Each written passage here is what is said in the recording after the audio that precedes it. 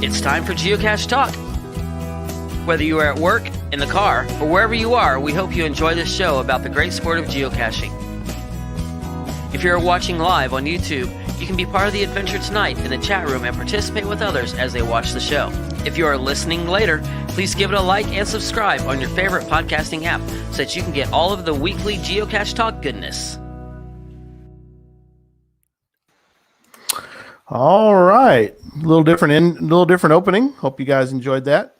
Big thanks to the Travel Bugs for the music, and making sure I wasn't muted.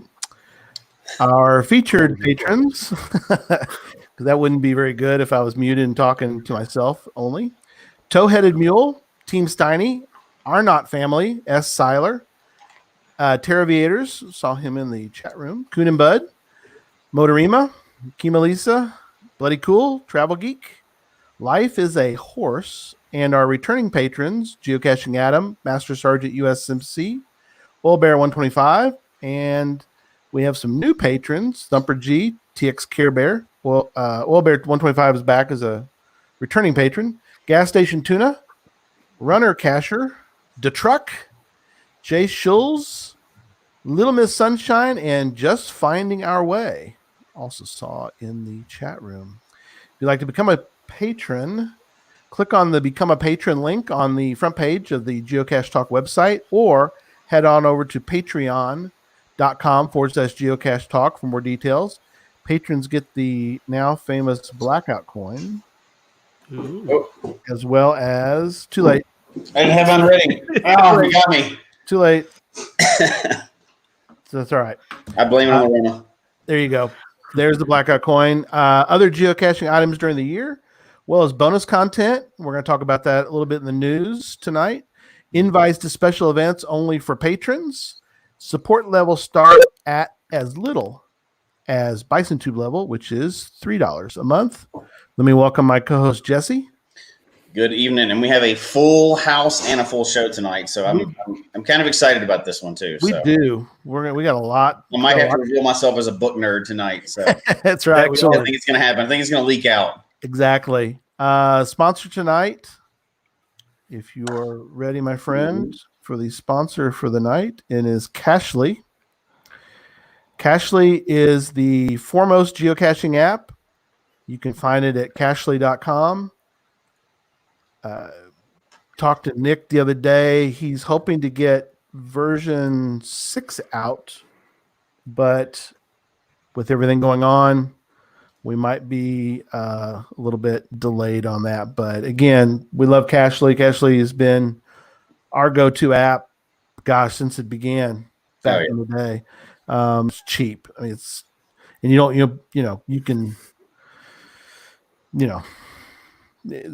we have them on the show periodically. It's really the app to go to. So if you have an iOS device, you should have Cachly.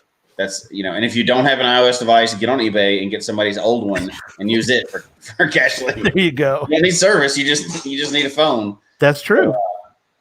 And he's putting more stuff in there. Every time he puts more stuff out, like, a lot of times we find out what it is before he releases it and stuff. Yeah. Like we don't need anything more. And then he puts something out and I'm like, crap, this is awesome. And I use that too. And now part of it, what else do you need in that app? But people send stuff in and he keeps adding it. So that's adding it. Yeah. He's added the trackables that's coming out too, where you can scan trackables with the. All right, well, let's jump right into show 194 as we actually welcome back all of our guests. They've all been on at different times. First, we'll start with Dave Barsky. Hello, thanks for having me again. Absolutely, my friend. So good to have you. And then the twins, Caleb. Howdy from Georgia. Caleb's up there. He's in Georgia, but he's in the top right corner. And then Joshua, his twin. Last but not least. You're my twin. That's right. Last but not least.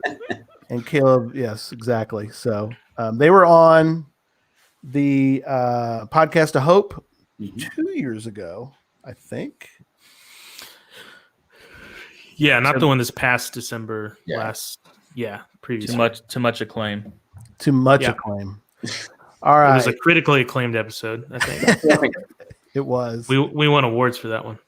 We did.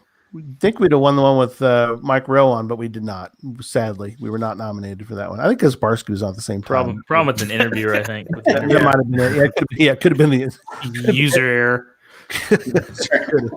No, we were nominated. We just lost again. That's right. Just losing again. All right, so we're gonna do a little news. Start off with, and we try to balance discussions about patron stuff because some people are like, I'm not a patron, I don't care about it, I don't want to know about it. But we do want to mention it periodically, and one especially when something really cool is coming out that we feel like we want to mention to the public, which is we're doing a book club. So Jesse, you want to tell everybody kind of about the book club a little bit? Yeah, so and again, we'll keep it short because it's really just patrons that are doing it, but it's a virtual book club. We met last week. We decided on our book, our format, how we're going to do everything, and tomorrow night, in fact, is our very first meeting of our first chapters read, and we're going to go over and it should be a lot of fun. The CFO is helping me on this one, so it'll hopefully be reined in somewhat. But me by myself is it's left field. Everything's going everywhere. So this should be a lot of fun. I've never done a virtual book club before, but we'll see what happens, I guess. And it's better than sitting around and watching 1984 baseball games. So at least we got something to do. Very true. Or the run of all the Patriot things. Nobody wants to watch those Patriot Super Bowls, right? Wow. Oh, well, Dave might. Winning gets old after a while. They get old. Listen to him. Yeah, it's rough to win all those Super Bowls, I tell you. Dave's a Patriots fan. That's why I was picking on him. So as I sit here in my Aggies T-shirt, drinking out of my Rangers mug. Exactly. Yeah, we had a rough time here in Dallas in the Texas area for some of those things. Speaking of books tonight,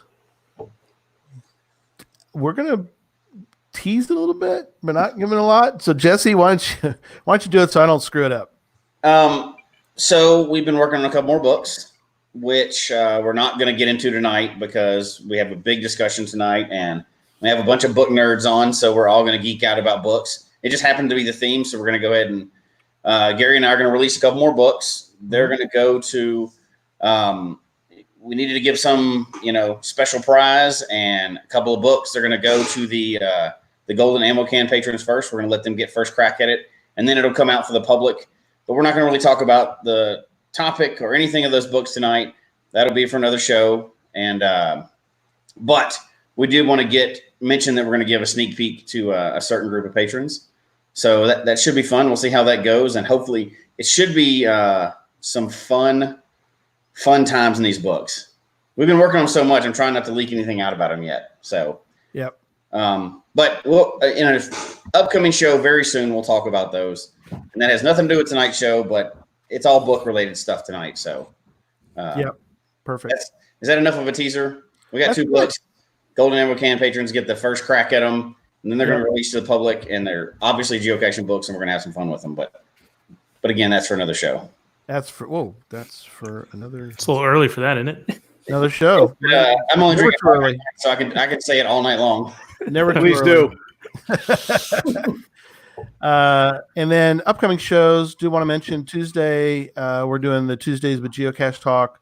Should be interesting. We're doing sort of a love-hate thing with things that we love and hate with Jesse and I. So it'll be fun. Little pull back the curtain things on things we love. But boy, they were bashing Jesse about Earth caches. You might find a different story about Jesse as far as Earth caches goes sometime in the near future, but never. Maybe not. No, he's not going to come out and say he loves Earth caches. That's probably not. But I think it will. People are genuinely upset that you hate Earth caches, but that's for another show. That is. You're just trying to make me drink all my water tonight. I have to give myself a break. This Corona's killing my liver. So. That's good. I know that was one of the side effects, but apparently it is. Next Sunday, we're going to do kind of a sort of a quiz show. It's in the geocaching rules. I did a semi deep dive into the rules and found crazy stuff that I had no idea was in there. I thought this would be a great show. So those are always fun. They are. We're going to have on April Holly Smith, be her first time on the show.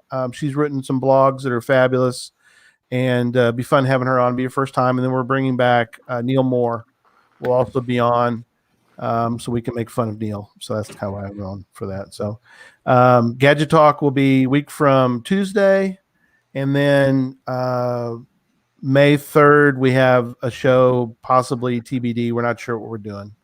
So just FYI, stay tuned for that. TBD's a great guest. Is a great, fabulous.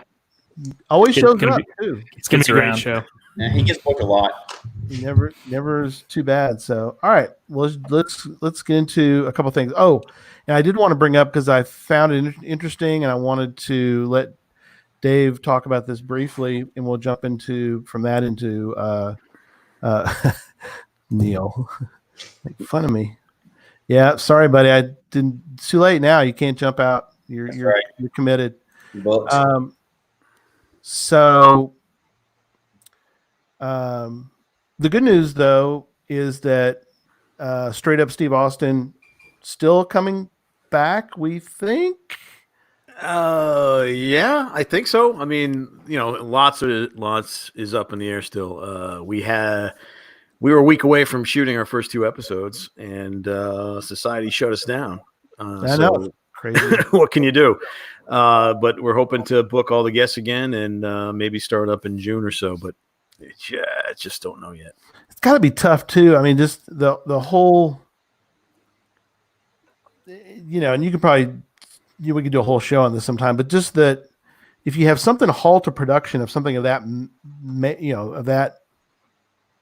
magnitude, because you got 1,000 moving parts. Like you were saying, you've got some guests who are probably only available part of the time, other guests who might be available more often.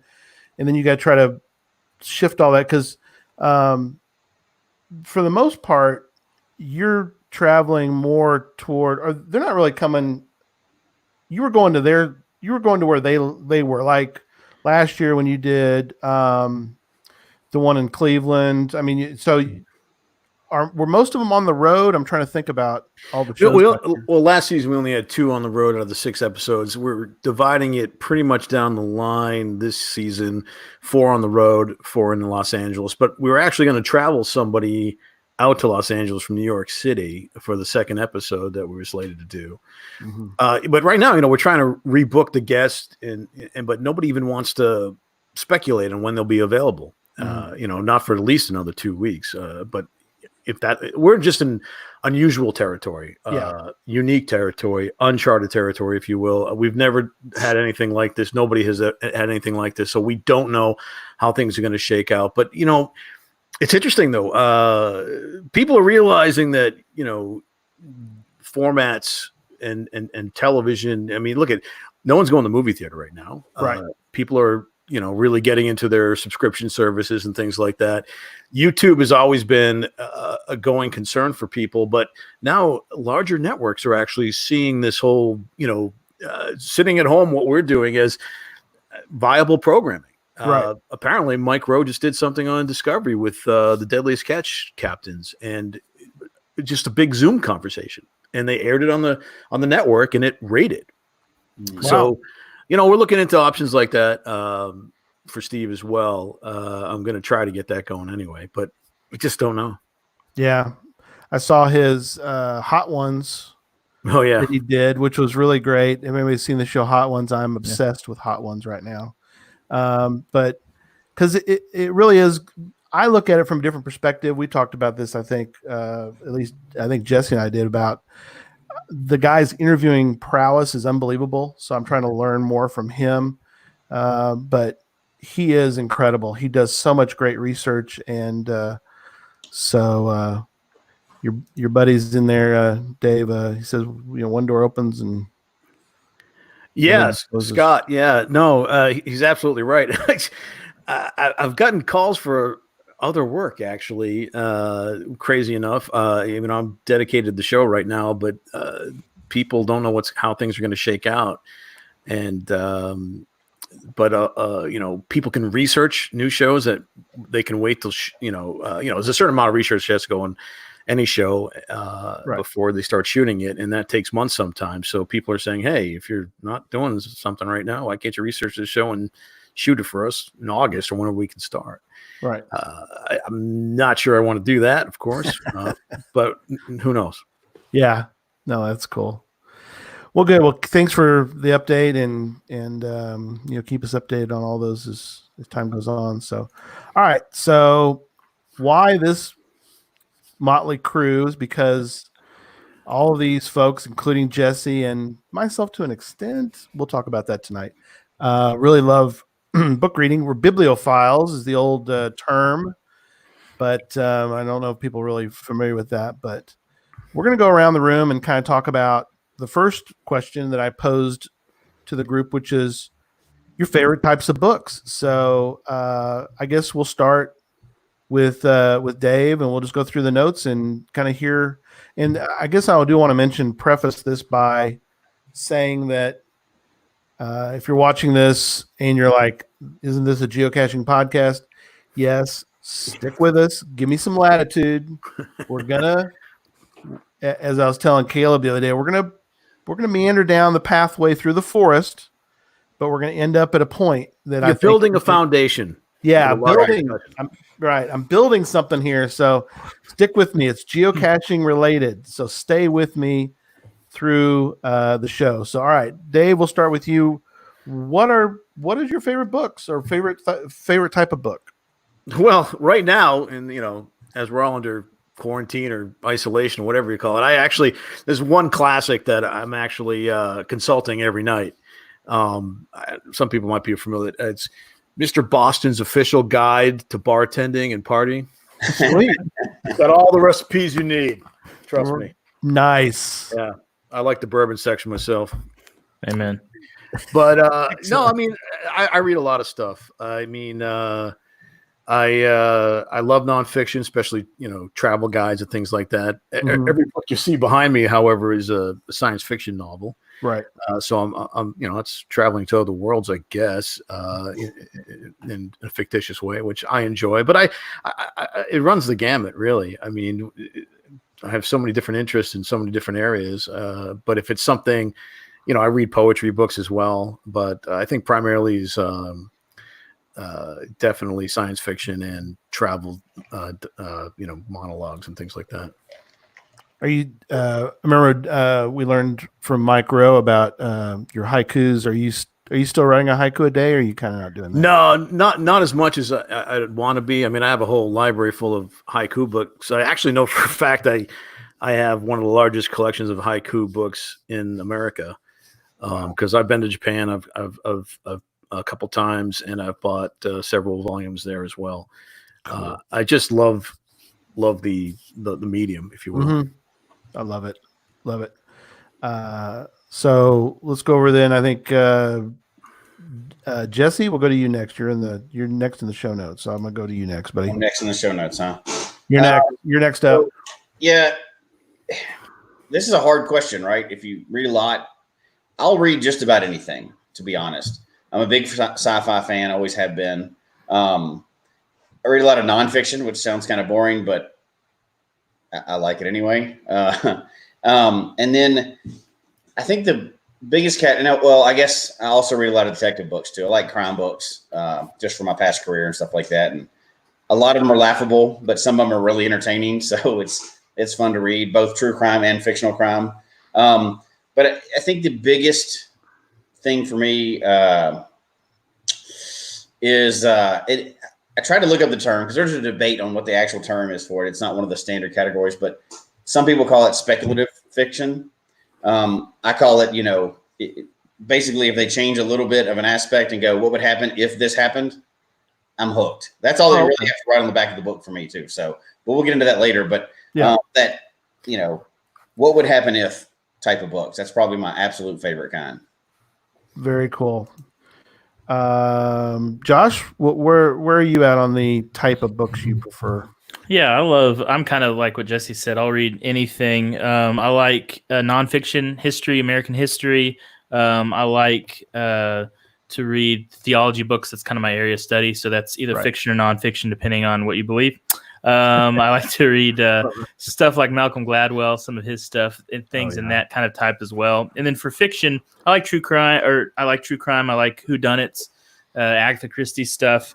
Historical fiction is a big genre that I like to read. And then I do like to read some high fantasy, what's considered high fantasy, like Tolkien, C.S. Lewis, Rowling, those kinds of fantasy novels. So I usually have one of the things I've got usually is I've got a book that I'm reading kind of just for fun.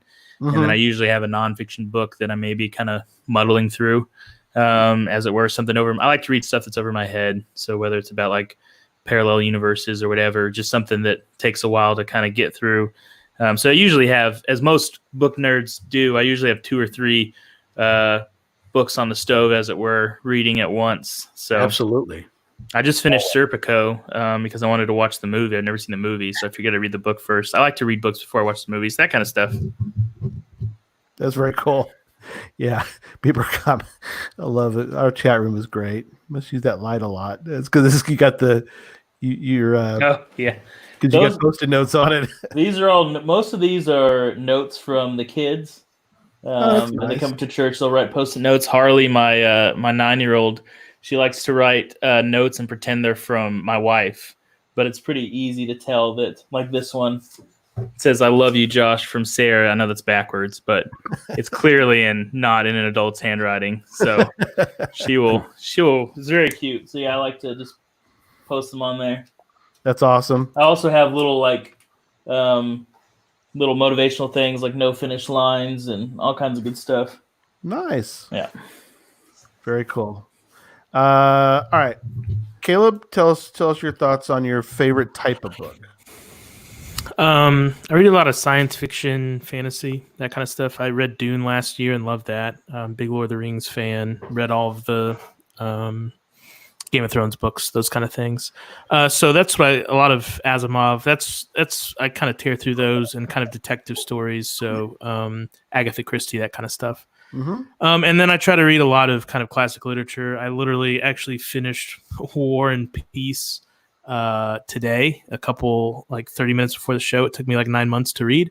So usually I try to read some classic literature while sprinkling in some stuff that's a little easier to digest. So that's my usual track. And I love reading, history, historical fiction, anything related to history.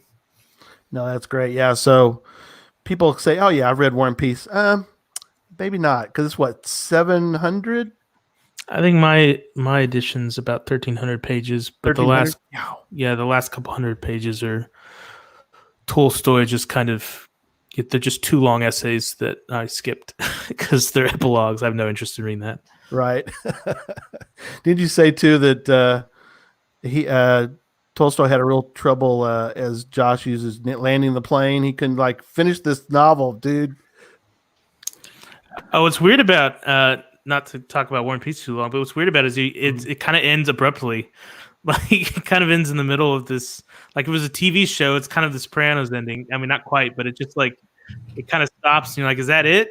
And so it's funny. It's after 1,100 pages, you're like, all right, well, I guess he's done. And then it's the epilogue is 7 years later, and you're like, that's not how I would tell the story, but okay.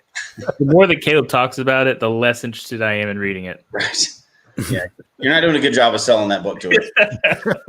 Not really true. I mean, it was fun. I mean, I enjoyed it. It's worth reading to say you've read it, but it took me 9 months to finish for a reason. Wow. Yeah, that's awesome. So just real quick, mostly I'm interviewing these guys, but as far as books I like, Gladwell, I've read all of Gladwell's. I brought one book that I know the boys have read, and we're going to get into some other things here in a minute, but I guess you boys remember this one, The Cuckoo's Egg, Cliff Stoll.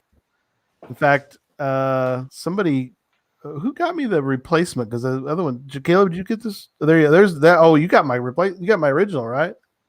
No, this is the same edition. Your original's gone. I'm actually reading this too right now. Okay, I've got 120 pages in. Josh shows you a copy. I'm keeping mine. That's okay. I got a copy. We're good.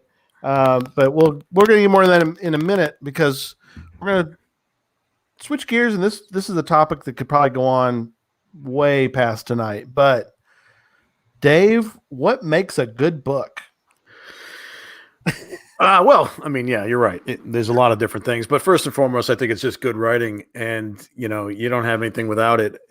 But what is good writing is different for lots of people, I guess. Right. I like to be challenged. I have a book where it's literally my own personal dictionary. If I don't know a word in, I'll write it down, and I'll write down the definition. I'll look it up. I'll write it down, and to make sure I learn it. So I think that's very important to be challenged. To sort of read above your level a little bit, as long as you're reading for pleasure as well. But I also think no matter if it's nonfiction or fiction, just to have some sort of solid POV, whether it's the point of view of the character in a book, or if you're going to talk about if it's a travel log, going hiking in Budapest and throughout the countryside of Hungary. Mm-hmm. Have a point of view. What is it about the country you love? What is it about the food you love? Whatever it is, a strong POV really is essential. Yeah, interesting, because you have traveled to a lot of countries. Do you remember do you remember what your total is at this point? Yeah, I've traveled to 31 different countries. Right. So I guess as you've found in the process of that over the period of time you've been doing, and producing shows and so forth, that when you knew you were going to some country, were you trying to either find a book on it, or is it on the other side after you went to, say Nepal? Did you go back and try to read after the fact or before you went there, do you think? It depends on the country and what I have to do. Sometimes for work, I do buy a book to learn a little bit about the country. I usually buy at least one book in a country that I go to, English language book, whether it be a picture book or a travel log or someone else's experience, some other foreigners' experience in that country. I love food, of course. And, before the first time I went to Japan, I got a book just on the food of Japan and heard of things I've never heard before and really sought them out to try in the country. So it just depends. But I usually buy a book in country without a doubt, no matter where I go. Right. That's cool. Yeah. Yeah. It's funny because when you produced Bizarre Foods, I mean, obviously Andrew's the expert. He was all that, but were you trying, like you said, in a sense, to try to learn some of that before a show to try to help with the production, or? Oh, without a doubt. I mean, listen, Andrew's an expert, and any of these hosts, most of them are, but they still need to do their research before they go to have a launch pad from. But then they can articulate again, as I spoke before, their own point of view. Yeah. And you can be influenced by an author's point of view before you go to a country, but you might find it's different. But it's important to have your own experience when you travel, of course. Sure. No, that's cool. Jesse, what do you think makes a good book? Yeah, I could, as you mentioned, I could probably talk about this both on my personal opinion and just in a generic terms for hours. So the way I'll approach it, first, I definitely agree with what Dave just said, but so I'm going to pick something else that I was thinking about, which is the character, whether that's the POV character or the main character of the book, or just one that you attach to in the book. Mm-hmm.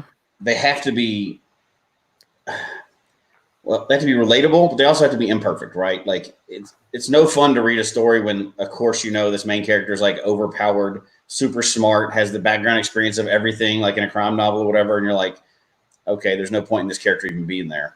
You have to be able to relate to them, but at the same time, root for them and feel like at some point, in some of the books that you're reading in fiction, you have to get invested in them somehow. That's either through the author's terrible things they put them through during the book, or their character flaw, or something about that character that you really relate to.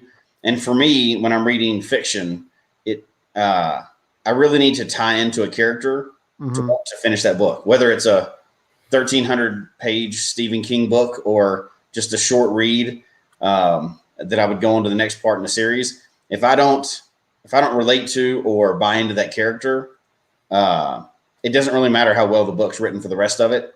I can't attach to it. Once I attach to a character, if it's a series or if it's an author that I know would have a similar, style for other ones, Right. I'll go through everything they have. But I have to feel attached to a character. So to me, whether it's that point of view voice or it's an actual character in the book, if I feel a connection with them, I'm kind of hooked at that point. They can pretty much take me wherever they want to go in that story after that, and I'm hooked. Gotcha. So that's probably one of my top things as far as what makes a good book for me personally. Sure. Josh, how about you?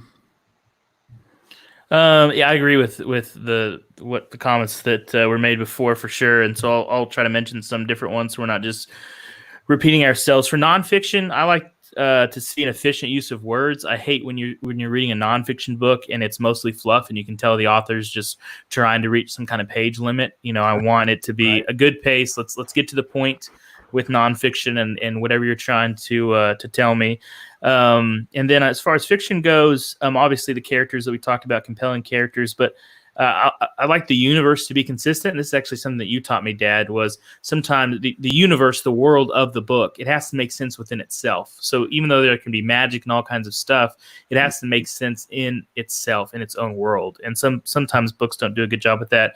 And then also, I hate lazy writing, and I'm going to butcher how you say this, but the Deus Ex Machina, where there's some impossible situation and then by some random occurrence they get saved, and that happens over and over again. To me, that's really lazy writing in fiction. Of course it's going to happen sometimes, but I like to see writing that's not lazy, where it's not just getting the characters in trouble and then having some crazy thing save them all the time.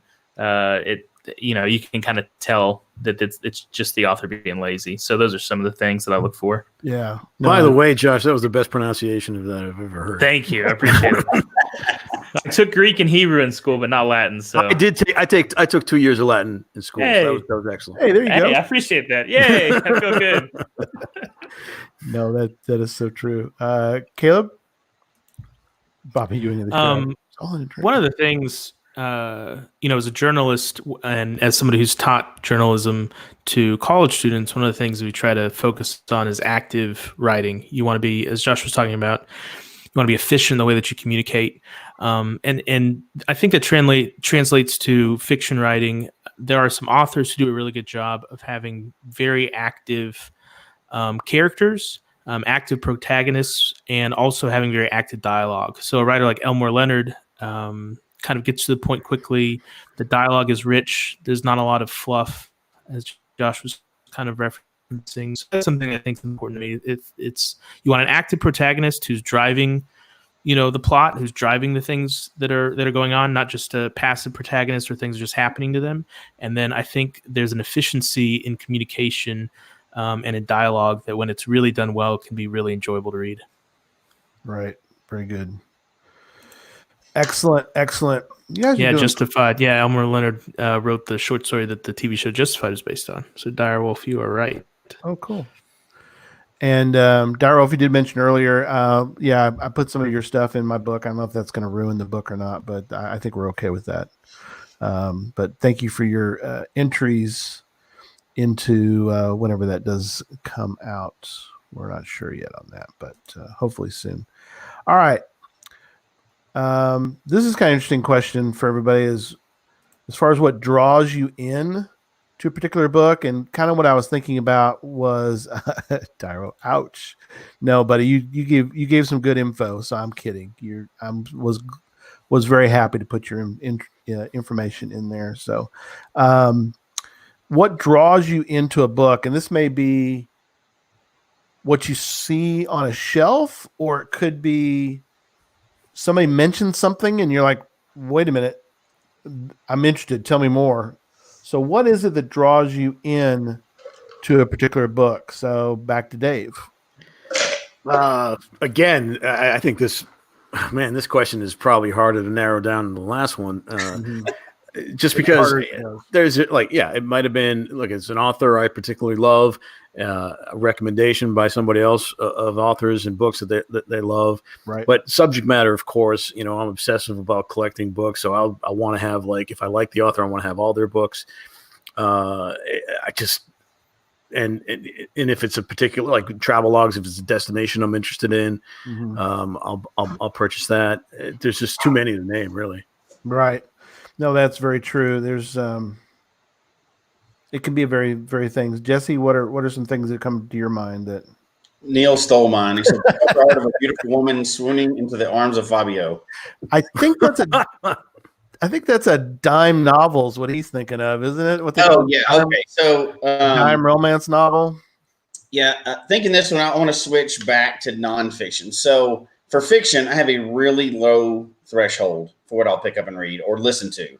And we hadn't really talked about that this much, the other versions of books, but before all the world ended, I would commute 2 hours a day. And so my local library has free audiobooks. So I consume those like crazy. So because I have such an opportunity twice a day, I get to drive and listen to audiobooks. Right. Threshold for what I'll pick up or listen to is really low for fiction because I get to do so many. But for nonfiction, I don't want to say it's equally low because I want to learn something out of it. Right. I'm not a big history buff. My wife is. I know a lot of people are. I'm not that guy. If I pick up a book, all I need to pick up a nonfiction book and to go with it is if I'm going to learn something out of it, I'm happy. It can be the most random topic. That doesn't really matter as much as when I walk away from this, I think I'll learn something from this. That's pretty much all it takes. Like was mentioned earlier, it could be on parallel universes or, how to plumb in a toilet. I just want to know something new and I always want to learn something new. And so I go back and forth. I'll pick up a nonfiction book, learn something brand new, and then go back to anything. It could be a King novel. It could be a deep sci-fi. It could be a trashy romance novel. I don't care. I'll read a lot of that stuff. Right. But I always try to balance it, right? Because I'm not in school currently. I just got out of school again recently. So I'm not in school currently. So I try to, put something into my brain every once in a while besides entertainment. But I got to balance. So I go back and forth. But if I can learn something new out of it, even if I never get a chance to use it, it's one of those things you're like, when you finally get to use that little nugget of trivia in real life application, you're like, yes, I do know what that is. I'm kind of a nerd for that. So that's the shortest way I can answer that one. Right. Josh, what draws you in? I'm going to be real shallow with this one, although I agree with what people were saying. But, it's okay. The cover, I mean, if it has an intriguing cover, if I'm just browsing and I'm not looking for a particular author or I'm just kind of looking around. If I see a book that has a really nice jacket on it, a really nice cover, whatever, cool design, I'll at least pick it up and kind of thumb through it. I know you're not supposed to judge a book by its cover, but so if somebody puts a lot of care and effort into it, I know at least they have a good marketing team, if nothing else. So if I'm just looking at the shelf, something's got a cool cover, or an intriguing title, then I'm a sucker for pulling it off and seeing what's going on. Sweet, that's true. Caleb, do you have? I'm going to shift my screen a little bit to show my. Oh yeah. There we go. That's beautiful. So there's 3 of my bookshelves. So it doesn't take a lot to get me interested. Typically, if it's an author I know who I enjoy, I'll look at their stuff. If it's something somebody suggested, if it's classical work, I'll check it out. And then, like Josh was saying, definitely, cover design, how the book is constructed, because reading for me is a very tactile experience. So all those things kind of factor into it. And typically, there's a list of books that I'm looking for. So if I hit a bookshop up, there's typically something that I'm looking at. Sure. Can I just go back to one thing, Gary? Yeah, go ahead. Did Jesse really say that he listens to books on tape? Oh, yeah. Oh, God. Hundreds of them. That's probably terrible. At least 2 of them a week. Next thing you got to tell me, you read on a tablet, too. So does Dad. I think he's bad. I do. Dad only listens to books on tape. I consume books in 3 ways. No. I read books. I always read physical books. I don't care what they come up with. I'll always read physical books. Amen. I also have a Kindle, the Paperwhite. Yeah. I go through tons of books on that, and I have the unlimited, subscription thing for that, so I can go through books as well. And I also listen to books. So I consume it in all 3 ways because I can't help it. I can't sit around a lot and read. I don't have as much time to sit with a physical book. but I do have time to read something on a tablet because I can keep that. You can load like 80,000 books on those tablets. Yeah, but that's what podcasts are for. You listen to those in the car, not books. Yeah, there you go. Actually, I listen to both of them in the car, and I drive around some during work during the day too. Yeah. And I don't know. I got into that habit years ago when I was running a lot. I'd throw an audiobook on like a long run and, speed it up. I'm one of those nerds that like puts it at like 2.5 speed because it locks me in. Boy. And the next thing you know, you're 10 miles in your run and you're like, and I got hooked on it. This is killing me. Listen, the CFO is agreeing with me. You got to listen to her. She hates audiobooks. Yeah. Direwolf was right. You're missing the smell of a book. That's very underrated. Yeah, oh god, yeah. Talk about that. So I'll never always get that. The physical book. Audiobooks are great, and because there's a niche of books that won't be brought up as the best books ever tonight, right? But that I also enjoy. It's those really independent books that are just really weird. They have terrible covers.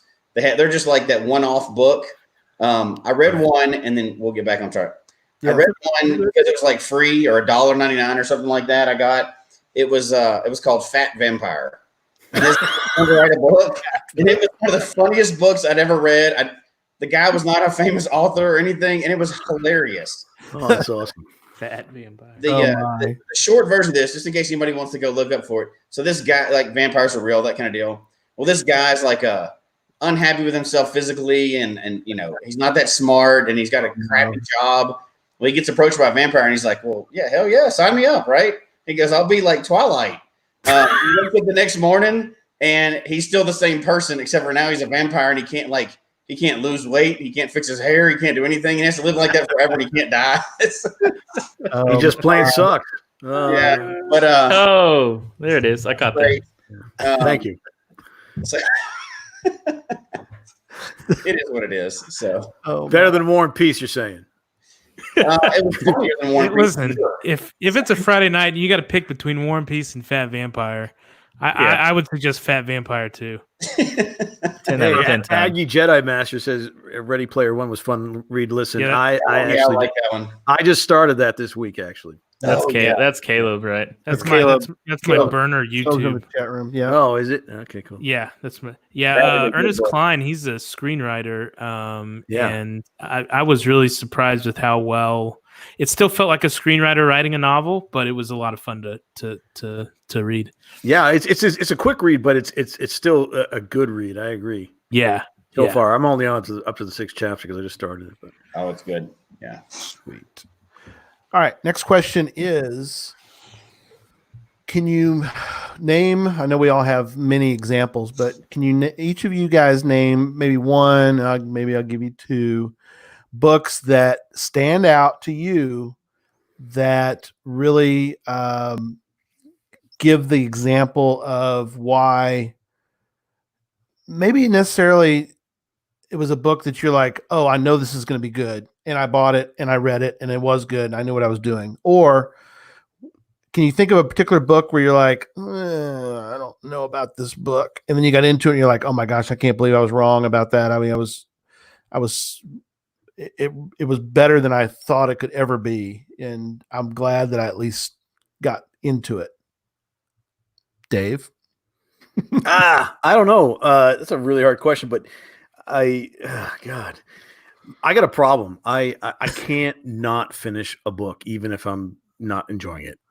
I literally last month I finished a fiction book that I had been reading for an entire year on and off. I mean, this thing traveled around the world with me. And I didn't finish it, but I read other things. I got nonfiction books going at the same time, but I don't know the answer to that really without thinking harder. You got me blindsided on that one. All right, we'll come back. You think about it a minute. Yeah. Jesse, is there something that struck you? So I have a book that I love and the whole series I love. And for a long time, not that many people had heard of it, but they made a movie out of it more recently. Only sci-fi nerds had heard of it before the movie. And the book's Ender's Game. The movie sucked. If you haven't seen it, don't go watch it. Yeah. Unless you're like 4 years old and go and watch stuff blow up. But It was terrible. But that book, I picked it up. So long time ago, I picked this book. It's actually an older book. And I picked it up a long time ago. A roommate of mine in college had the book and, left it in the library, the shared library. Right. So I had some extra time to kill and I'm sitting there, I pick up this book and I never put it down after that. It was great. The reason why and if you don't know what Ender's Game is, it's a sci-fi type book, but it's really a book about leadership, and business schools make people read it and military academies make people read it and everything else. It's an awesome book, but it hits all the high points for me. When he wrote this basically to tell a story. Okay. That's it right there. Kale's got it. Swanky's got it. He wrote it to tell a story, and then it's been popularized now, but it was like a big twist and everything else. A great book, and he built all the characters. But the reason why that one has cemented as one of my favorite books of all time is because of the series that came after it also. So there's books that come after it, and a lot of people stop on the next couple of books after that because he starts really dry on this next story. But it's really about, it's called Genocide. It's really about genocide, but he writes it in a different setting and where you can actually take a look from both sides. And every book hits. Yeah, there it is right there, that book. That was the third one. Yeah. Speaker for the Dead. And there's a whole Speaker for the Dead is probably the best one, I think. But there's also that one. There you go. I like Speaker for the Dead the best too, probably. Yeah. And the whole character, like there's a character in the book, even like there's so many characters in the book in this series that spoke to me. But there's one character, and if you don't know what it is, her name is Jane. She's like a whole different. Series there. Dave's got all of them here. It carries from book to book, and it really hits a lot of high level topics in a way that's readable for everybody. I mean, anybody can read these books. And he does what was mentioned earlier. He builds this universe. Now, there's a bunch of books in it, so there's obviously mistakes along it if you find, if you look hard enough. Right. But he builds this whole universe and starts from this story and then writes another parallel series from a different point of view. And if you're really familiar with the story, then you see it from another side. They have another main character that goes to this story. And you think, well, I've already heard this story. He does such a good job building the universe. You feel like you already know the story, but it carries through all the books. And I've reread those books so many times. It's not even funny.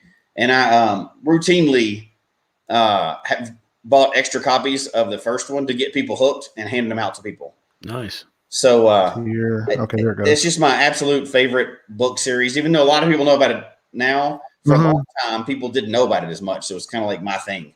And me and my science fiction nerds all knew about it, but that was about it. So it was, but that's easily my favorite book and series of books. Without a doubt, I could talk about that book all night long. So, but we're not. So we're moving on to Josh.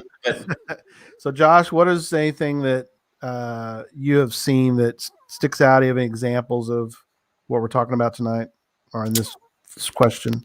Yeah, I mean, if we're talking, I was kind of confused by the question. Are we talking favorite books? Is that what we're doing? Yeah, we're doing talking about books that would stand out to you as far as being something you didn't think was going to be any good, and you kind of like, I don't know about this, and you got into it, and you're like, oh man, I'm glad I did, or something that was particular for you that stood out. The guys mentioned about the Ender's Game. You're like, the movie sucked, but somehow I got into the book. Is there examples that you have of that? If that was a question in like a deposition, I would be objecting to it. That's like the longest question in history. But it was a long question. I think I know what you're saying. Let's just all say Ender's Game is the answer. Listen, right? I mean, what I'll say is, that's interesting. A book that a lot of the books that I've read, usually I don't just kind of randomly pick stuff, but there's like that Thomas Hardy book. Yeah, so one of the things I've been trying to do is read more like classic American literature, and not just classic American literature, just classic literature in general. And so I started reading like Charles Dickens stuff, and Thomas Hardy, and it's real hit and miss. Like I'm still trying to finish Bleak House by Charles Dickens, but some of them I was really encouraged by. Thomas Hardy wrote a book called Far from the Madding Crowd, which I loved, and which I did not expect to love at all because it's just not my genre. So I have found that if I branch out into genres that I wouldn't usually read and just kind of start forcing myself to read it, there are some gems. You know, there's some Dickens books that I really like, and then there's stuff like Old Curiosity Shop that I'm like, this book could be set on fire and I want to care. But you know, I think we can always just read the stuff that we're interested in, but if we're willing to branch out into a genre that we're not used to, you know, I think we'll be able to find that. You know, they say that you had to read in high school. You can't judge that, because whenever somebody makes you read a book, you're not going to like it. That's what I found. If somebody you have to read this book, you're not going to like it. You have to choose it on your own. And you know, it's kind of like I look at books kind of like food. You know, when you're younger or at different ages, some stuff you're going to like or not like, and you know, then you can go back and maybe it'll grow on you. So you got to be open. And you know, a lot of times I listen to what Caleb likes because we're twins. So if he likes it, there's a chance that I'll like it. And we have different tastes. But I hope that answer was as long as your question. Yes, it was. And so my question to Caleb is same question. So I read Dune last year and was really surprised by how much I enjoyed that. I was not expecting to love it as much as I did. It's really, really good. And there's a movie coming out. Rest of them. Okay, yeah, I haven't. I just read the first one. Yeah. There's a movie coming out in December, so that looks fantastic. Cool. And then I read a Connecticut Yankee in King Arthur's Court by Mark Twain last year as well, and was really just surprised with how readable Twain's kind of prose is. So those two kind of stick out to me as recent ones that I really kind of didn't expect to enjoy as much as I did. Cool. Yeah, you guys are doing great tonight. I didn't know if you. I feel like you're setting us up. The best. Yeah, it sounds like you were not expecting this. Yes. Like you haven't heard us talk for the last 30 years of our lives. It sounds like a setup. I hope you have a direction here. So yeah, he's a tough love dad. I have a tough love. So we're gonna switch gears again to a different. We're still on the topic, but a little switch. Geocaching. Why is it that in general we don't have a lot of good geocaching books? So, and people are going to be like, oh, well, what about blah, blah, blah. Well, yeah, but there aren't a lot. So we're going to do a little differently. I'm just going to open up to the whole group. I'm going to go around the room. Huh? I said your example of people complaining sounds real dumb. Well, yeah. Not complaining. Gary, I think what you mean is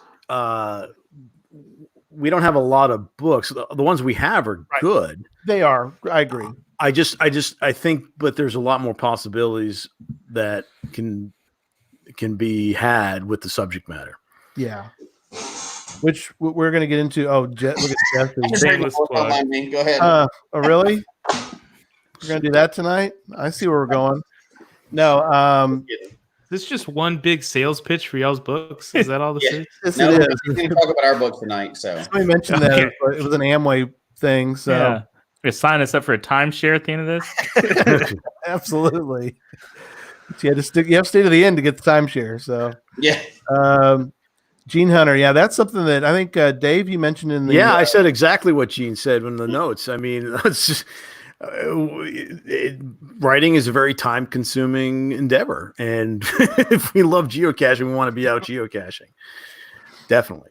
I think one of the things about geocaching is it kind of it's a fairly new hobby, and it's kind of it's a very digital experience. You had to have a GPS to start with, and obviously now you can use your phone, and so it kind of exists in this digital space. And so adding books to it seems kind of like going back in time a little bit. Mm-hmm. Yeah.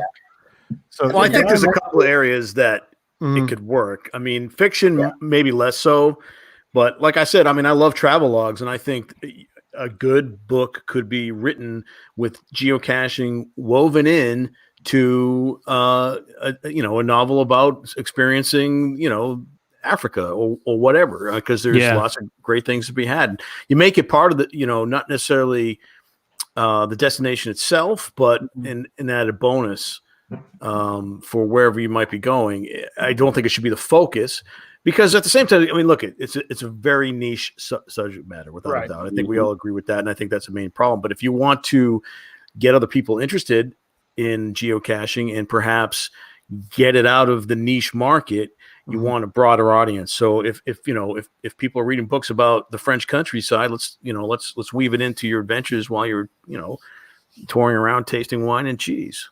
Yeah, that's a good example. Yeah, that's as far as ulterior motive, Joshua. My ulterior motive tonight that I will mention now is I want people to write more geocaching books. And again, it doesn't have to be like Dave was saying. You don't have to go and write, here's an intro to geocaching. Geocache killer. Well, that's kind of been done some. So as fun as they are to read, that can only be done so many times. It can only be done so many times. And here in a minute, we'll get into some ideas. I think that's another where we're going with this. But what are some other, and you guys are exactly right. What are some areas that we haven't hit? Maybe that's a good segue into the next question. And that is, what are some areas that we might be able to hit? I think before we even branch off into the areas, I think a lot of it has to do with the audience also, right? You have to think about geocachers. There's a lot of different types of geocachers, and some of the newer ones that have come in and have been introduced, which is great. The young people that have come in, and that to them, it's an app that they download on their phone and it's something to do in the city park, and they do it when they're bored and stuff like that. I don't know that they're deep enough into the game to read books on the subject. There's other people. We could list the styles of them all day long, right? But there's certain styles of cachers that are like, they tick things off the list. I've done this. I've done this. I've done this. That's 100% what they do. That also is probably not somebody that's reading tons of extra things, because it's not going to really play into their game. I think more of the seasoned people will be reading more, or people that are just trying to gobble up knowledge for the nonfiction. Sadly, this is just my personal opinion, of course. All y'all can tell me I'm stupid later, but sadly, some of the most interesting ones I think that I would want to read would come from some of the people the really adventurous people that are doing these crazy things, and going to the Sahara and hiking Kilimanjaro and doing all these other things. But a lot of times those people don't stop to write a book. You know what I mean? They're on to their next adventure. They're not, unless that was already something they're doing, they're not writing that book. And other people may not be interested in reading that, but that's the ones I would want to read. Like you mentioned, going to France and, sampling cheese and wine, and also geocaching. That'd be enough to hook me in, or, hiking Everest and doing those things. But you don't see a lot of those people. That cache at the top of that is not related to stories. Yeah. Well, you guys got that one? The cache at the top of Everest? That was a tough one to get. Marcy, you know what I'm talking about? You've been there? Dave's been to the base. No, I haven't been to the base, actually. I've been close, but okay. Yeah. Not the well, there are caches there, legitimately. Yeah.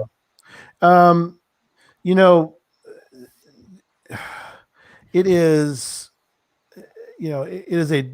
it's a difficult, well, a couple things. One is it has been difficult to find different books that are related to geocaching. Russ Atkinson wrote a whole series of books but from his, this is kind of where we maybe get into this, and that is he was an FBI agent. He was into cryptography. He was involved with some very high profile crimes, and then he wrote, and he's an avid geocacher. So he wrote books based on his information and knowledge, because he had such great information from the FBI, and they're really good, really good books. When you get into geocaching, you can do some nonfiction. I would like there to be more nonfiction. You're talking about ticking off boxes, Jesse. I think that's why my 201 book was semi-successful, because it's a tick off the box kind of book. Right. That it really is. But there are areas that that I think we haven't had people attempt to explore. And we'll get into why we don't have more books written in general, maybe here in a moment, because I know Caleb has some ideas to share, but there's some areas of fiction that I think are out there that can be explored. Jesse and I wrote some audio. We're hoping they'll be turned into audiobooks. Sorry, Dave, but they're short stories. And so I don't think they lend themselves to really full books, but we both have an audio short story. Well, we have a short story. We're hoping to make it into an audio. Yeah.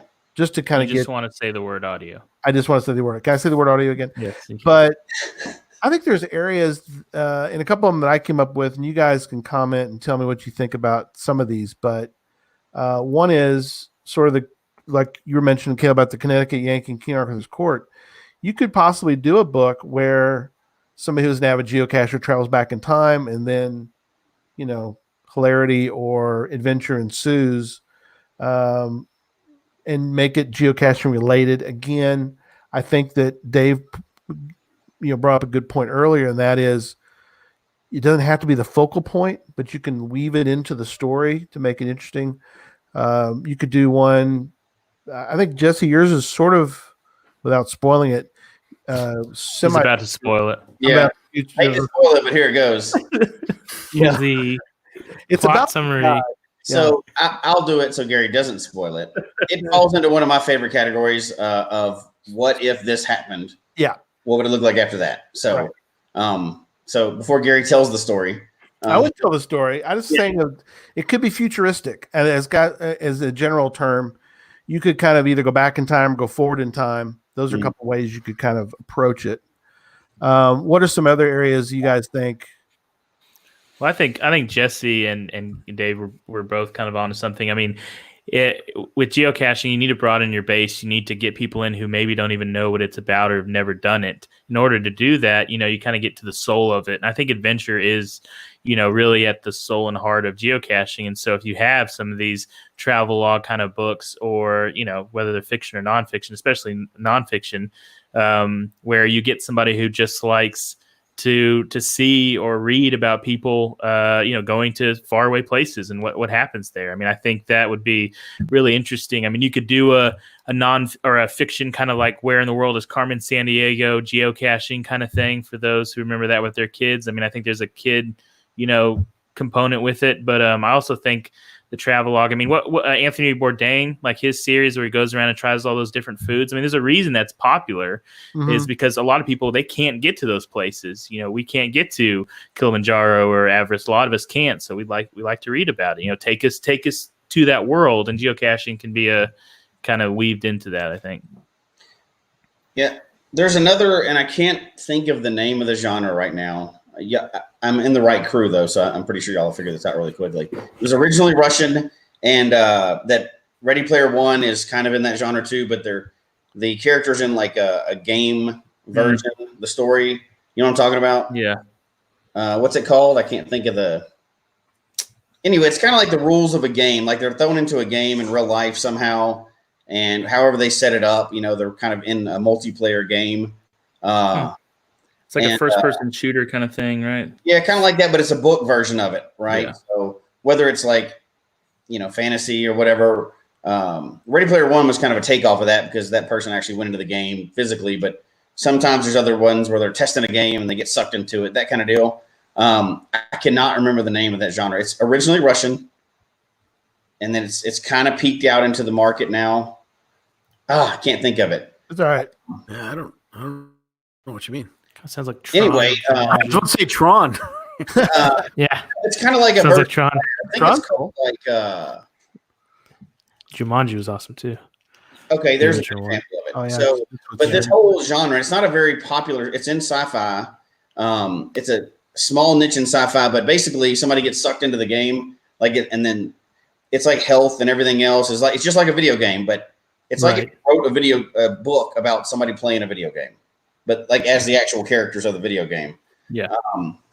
And it's a fascinating, that was a terrible description of it because I don't even know the name of it. Sorry. But I couldn't think of it. That would be an interesting way that kind of genre might lend well to geocaching as well, because it kind of throws you like a Tron. It kind of throws you into the story, or you're part of the game, or you're part, and you're looking at it from the character's perspective. So that'd be cool. Who knows? I think I do a lot of tabletopping, and one of my favorite games is called Mansions of Madness, and it's got this physical tabletop board game component, but it's also got an app that so there's a digital component to it, and that lends to its replayability and stuff like that. Right. And so I think it would be really interesting if there was a book that combined, obviously the written word with geocaches in the real world. So if you had a book and then you had enough people who joined on where you could hide related caches and maintain them, across the US or across the world, and give people a chance to interact with those. I think that would be a lot of fun to me. That's cool. Yeah, that sounds great. There's something I think that is related to, well, Dave, one of the reasons why I think a lot of the shows that you produced and we've talked about before that I really love, you and the different people that were involved really were able to share a story of, whether it be, Andrew sharing a story about eating somewhere, but there's a lot of background around it, or, Josh Gates, we've talked about, some of the ones you did with him were such great storytelling that I think there's a lot that can be learned for folks that are maybe thinking about writing a geocaching book, where, we joked about, a geocaching book by itself maybe not sounds that fabulous, but there can be there's so much rich material out there that you can sort of weave, I think, into some of those stories that I think that's why some of them, the small group that we can think of are actually really good. I always come back to Russ's books, because his books are, even if you're not a fan, and I'm not a huge fan, Jesse's more a huge fan of the crime novels, but he was able to tell the stories lit RPG. So that's actually that's the genre I was talking about. I couldn't think of it. My brother's listening tonight, so that's really niche there. I've never heard of it. It's a Russian genre, really. It's only made it into American a few times, but if you're a good sci-fi nerd, go check it out and read some books in that genre, and you'll be fascinated. It'll be like genres are like some of those bands that like aren't big in the States but get huge in Japan. Yeah, so you find some kind of geocaching genre and it's in Thailand, they just eat it up, or something. Right. But would you guys agree that there are, and you don't have to agree, I'm not putting you on that kind of thing, but do you think that there are stories out there that we're missing, that we're not thinking of, do you think, or things that you guys thought of? I think we've thought of every story in history. It's over. I disagree. Every story has been written. Hey, well, of course, there's always stories to tell, and geocaching can be woven in. But I think as a platform, as as far as the subject matter goes, I would like to see it anyway, to break out of the niche mold. Right. I'd like to see more people play the game. And books can be a medium to that. And that's why you don't get no offense to anybody present, but I love your books, guys. But yeah, look, obviously it's for the niche market. Right. That's why you'd have to do something like a travel log and weave it in, not make it the bulk of the subject matter. Also, I think we have to get out of the self-publishing mode. Right. There are niche publishers that can promote a book and have a mechanism to promote books more than you can just on Amazon by yourself. Yeah. And I think that will also help the game as well. No matter what form the book, what genre the book is, whether it's a travel log, whether it's fiction.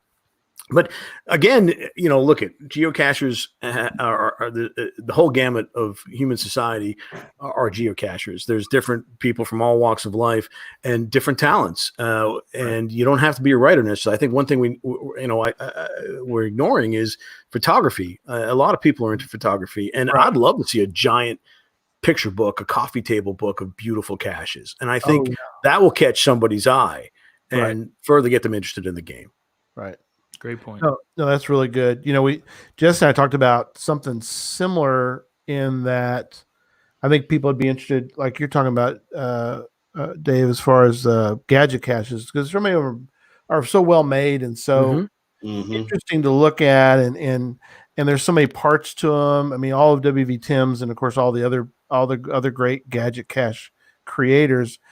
That's an area that might be interesting, as a picture book of that, because they're so different. Not really a spoiler because they're usually out in the open anyway, so it's not like you're sharing a cache that is a spoiler. I think that you got to get outside too. Like it's still going to be niche when you talk anything nonfiction, like how to do this or that.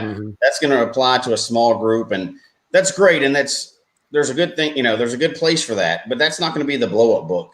That's not going to be the one that gets somebody goes out and writes a book on waymarking. I know one person that does that part of the game, and I just met them by accident. That's not going to break it out to the rest of the world, right? If you're talking about something that's going to be like a good introduction, or a good, hey, that, we're in the middle of a Stephen King book and one of the characters goes geocaching, and now 5 million people go, hey, I've heard of that game. I'm going to go check it out. It's not going to be those really, really niche parts of a really niche game in the first place, the nonfiction stuff. Right.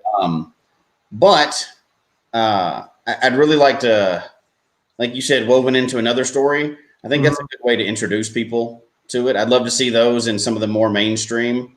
Now, there's always a drawback to that too, right? Because it's supposed to be kind of a sneaky game, but I think I would like to see. I like the fiction stories, but I would like to see some that aren't like they're going cache and they stumble on a dead body in the woods. Yeah, it's been played out a little bit, but done. There's another book I read too, and for part of it was one of those, but for part of the book, it was talking about more of the people in the book, and then it kind of mentioned geocaching, kind of like it was almost a known factor, like, hey, we got a baseball game this weekend, okay, and they go to, they're doing that kind of thing. It wasn't like, well, hey, we got to go find a multicache. A multicache is a 3-step geocache that you do this, and it wasn't one of those type deals. I think when we get to that point and we have somebody that does invest the time and the effort, and maybe somebody that's actually even an author outside of the game and not just putting a geocacher that's putting something together. Yeah. I think that'll be when we see something with a little more prestige, maybe. I didn't know that, Ryan, that you John Grisham. Grisham tried to weave geocaching into a promo. I have to find which one that is, because I've read, if he's talking about John Grisham, then I've read a lot of John Grisham. Yeah, Ryan, if you could tell us what book that might have been, that would be of help. But yeah, if you had a famous author kind of talk about it, then you would have an explosion, or if it was in a big movie or something like that. But does for those of you who are more hardcore geocachers, I mean, at that point you get the sellouts, right? You've got the big brands come in. I mean, do you like geocache kind of being niche where it's at? Do you want it to go the way of grunge and all that stuff and blow up, or do you like it kind of, there's pros and cons, I guess, to both, right? Absolutely. And I think to answer that question for me personally, I want to see more and higher quality products inside geocaching. I don't necessarily want geocaching to be sponsored by Under Armour either, right? I don't want everybody and their mom I want people to play the game and have fun with it, but I'd hate to see it go down the road of over commercialization. That wouldn't be any fun, because we like sneaking around and hiding crap when we're not supposed to, and all that. But I'd love to see more, and we're not talking about it tonight, but games and books and board games and card games and all kinds of stuff, because we're hobbyists, right? We like to have stuff that's for our hobby, but I'd also like to see them be bigger and better, and that kind of thing. I guess that's a selfish two-way answer, but I don't care. And Dave probably has experience with this. I don't know exactly his role doing production and producing and stuff like that, but I'm sure you've had to take maybe more niche things and find a broader audience with it. That's probably something that's kind of in your wheelhouse, right? Sure, absolutely. So I mean, maybe it takes somebody like that to kind of Look, there's ways to do it. I mean, and and television is one medium, of course. And you look. I wanted to bring up the movie Treasure, which you've had Chris on. I mean, it weaves in geocaching to a broader story. That's one platform. There's no reason why it can't be done in fiction, like in a fiction narrative book. No question. Yeah, that is a great example. If people go see Treasure on, you can buy it on Amazon and all that. Reason why I think we were big fans, all of us that have seen the movie, is the fact that it is just a great story. It's a great redemption story of these different people, but it is interesting how he did weave geocaching into it, and he didn't make it. It didn't make or break the movie, but yet it was so great of how he entered.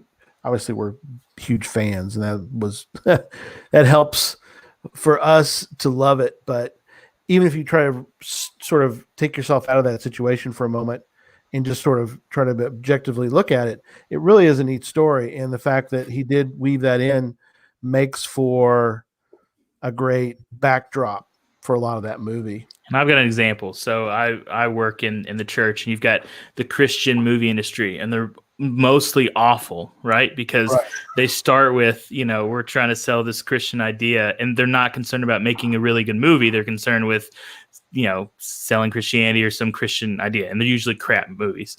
And then there's movies out there that are maybe spiritual or religious in nature that first and foremost want to be a good film. And then secondly, they have the rest. And I think that's important, is whatever it's going to be about, it needs to be good, well-written narrative and first, and then it can be geocaching second. But if you just set out to write, okay, I'm going to write a geocaching book, what should the setting be? Get a story, get a narrative that's kind of what you're talking about. And there's all kinds of ways to weave stuff in, but let it be a great story first with compelling characters. And then, don't go out and be like, I'm going to write the Christian movie version of a geocaching book. Right. No, that's exactly right. Well said, son. So what is the game there? How would we encourage people to jump into the market more? Maybe there's some authors out there that already geocache. Maybe there's some geocachers out there that have a great ideas for story. What do you think is holding people back? Everybody at one time. That's great. Yeah, everybody. That makes for great audio. One at a time, people. I think there's several reasons. I mean, I think people don't know how to break into a certain market. They don't have confidence in their writing. They feel like that it is too niche of a hobby. Maybe they don't want to mix. They got to have a passion for it, obviously, and I think we all do. Anyone listening to this podcast does. But I think you have to have a passion for writing too, or photography if you're going to do a book. But a lot of people don't want to waste their time when they think the venture itself is not going to be fruitful. And publishing is a tough business, especially nowadays. Yeah. But at the same time, there are ways to promote the game, to be successful at. I think we've come up with a lot of great examples in a lot of different mediums. Yeah, it can be done. Just do it. Damn it. Exactly. The T-shirt right there. There you go. I would say too, I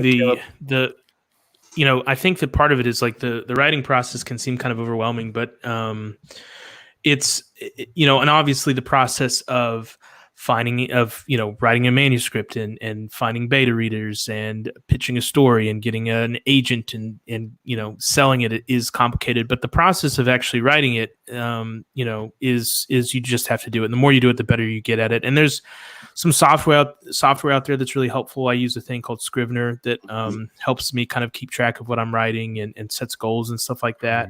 Mm-hmm. So I would say that if somebody is interested and they don't know how to get into the publishing business, then first of all, you've got to set goals for yourself and you've got to write every day and it's got to become a priority for you. And so just get really good at that. And then there's lots of opportunities depending on where you live I know in DFW there's great opportunities for writers. There's pitch wars where you can pitch story ideas.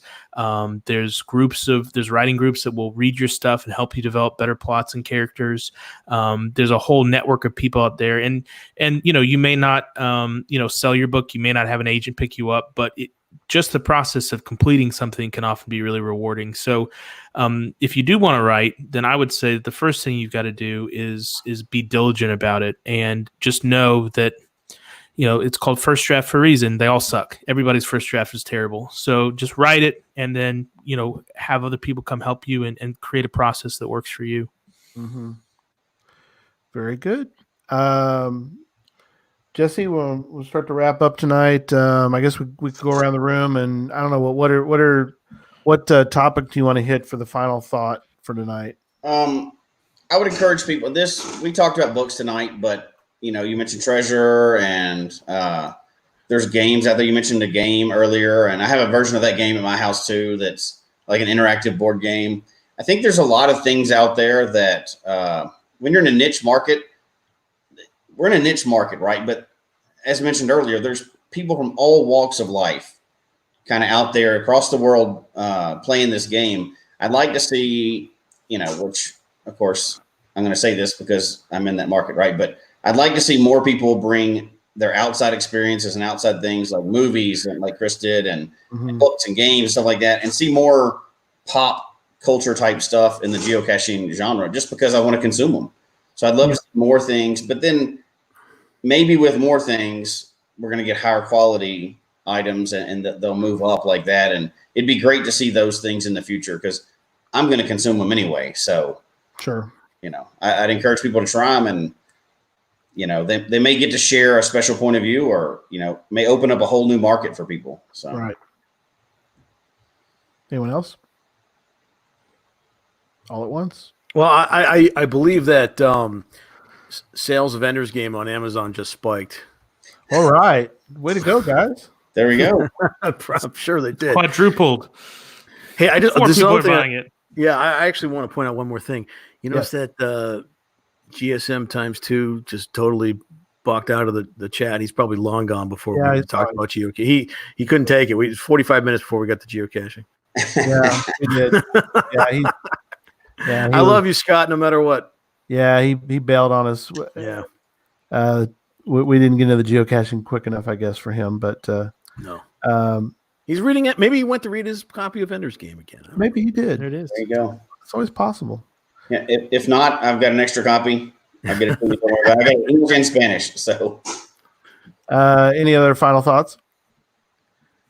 I would just say that I think one of the things that helps with all this is that I found that the geocaching community is very encouraging and it's filled with just a lot of people who like to be adventurous. So for those of you out there who are unsure or uncertain or not confident in what you do, I mean, this is a good community to kind of share your stories with. And as long as you're honest and authentic, then people are going to buy into that. So very much so.